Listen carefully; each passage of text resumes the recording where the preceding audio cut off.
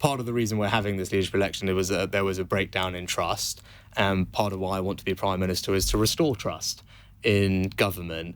And that starts with being honest with people, honest about the challenges that we face, but also the change that I will bring to grip them. But it also means not promising things that can't be delivered.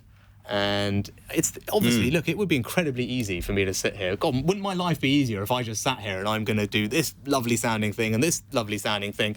But that wouldn't be leadership. So it wouldn't be being honest. And actually, I think it would damage trust.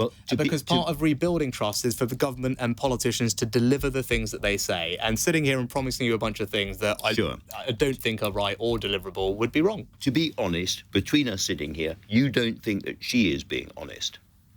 Look, I'm being honest about the challenges we face, and I'm being honest about what we should do to grapple with them and how we should do that responsibly. And I don't want to promise things that I don't believe can be delivered, even though it would make my life easier. Right? You know, what I did in December was fly back from a government trip I was on overseas, and I flew back to this country to stop us sleepwalking into a national lockdown.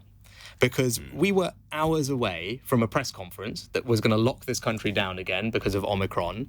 And I came back and fought very hard against the system because I believe that would be the wrong thing for this country with all the damage it would have done to businesses, to children's education, to people's lives. No, but that's really important in December, Andrew, because we were hours away. We were hours away from a national lockdown, but I came back and challenged the system and said this is not right and we don't need to do this, and I'm glad I won the argument. But it should give people some confidence that in the same way I stood up for Brexit, in the same way I did that, I am prepared to push hard and fight for the things that I believe in, even when that's difficult. I definitely will reappoint an independent ethics advisor, and it'll be one of the first things I do. Would you bring Lord Geit back if he was prepared to? I haven't had that conversation with Lord Geit, so... Would you, if he was prepared to come back, would you do that? Well, I probably would, because I thought he did a good job in the first place. But as I said, I haven't spoken to him about it, so I don't want to put him in an awkward position.